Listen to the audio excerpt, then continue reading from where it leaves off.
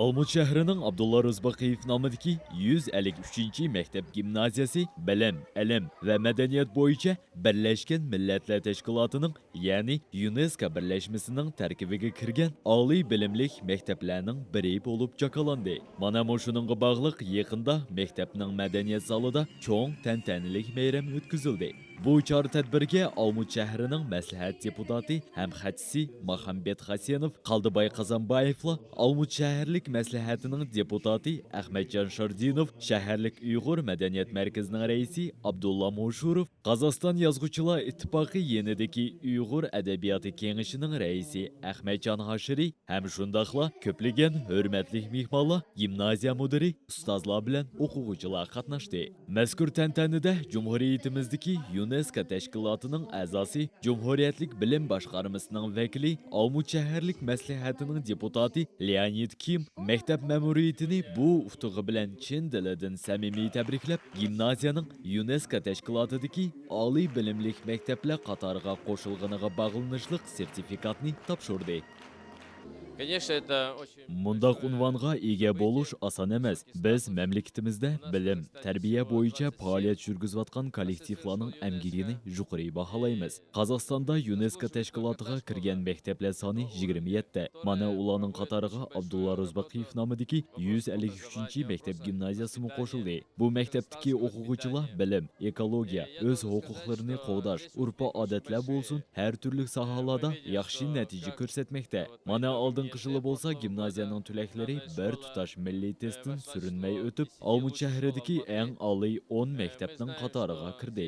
Dal shu utuqlarining orqasida 153 maktab gimnaziyasi UNESCO tashkilotining qatoriga qo'shilib o'tirdi.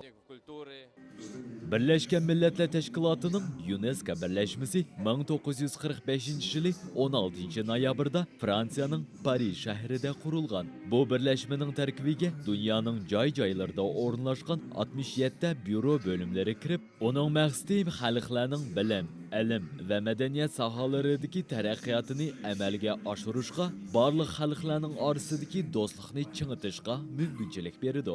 Uning tarkibiga 195 mamlakat kirib, qatorida Cumhuriyetimiz Qozog'iston o'zining dal shundoq futuhlari orqali Birlashgan Millatlar Tashkilotida o'z o'rnini egillagan mamlakatdir. Men mushu maktabda bilim ag'nimga nihoyatda xushal. Savi bu maktabda 4 yillik bilim olish programmasi nihoyatda yaxshi taraqqiyot etgan. Ya'ni bizda informatika, ximiya, biologiya, geografiya fanlari ingliz tilida, uyg'ur tilida qo'shilib o'tadi. Shu orqali bu maktabdagi har bir o'quvchiga ko'plagan yangi mumkinchiliklar ochildi. Bizning maktab UNESCO tashkilotidagi maktablarning biri bo'lib hisoblanadi. Bizning maktabning pedagogik kollektivi yaxshi bilim berdi. Birinchi darajalik, eng yuqori darajalik ustozlarimiz sapaliq bilim berdi. Chora tadbirda kelgan mehmonlar o'zlarining ezgu tilaklarini bildirib, uning davomi gimnaziyada bilim olayotgan talantli yosh san'atkorlarning uyushtirgan konsertlik programmasi bilan davomlashdi.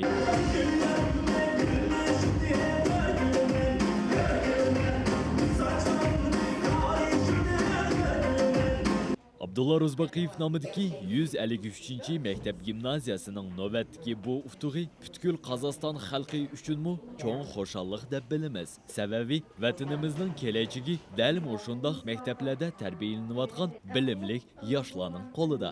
Abdumanap Mahmudjon, Ruslan Duganov, Baxtiyor Iminov, Tangritog kanali.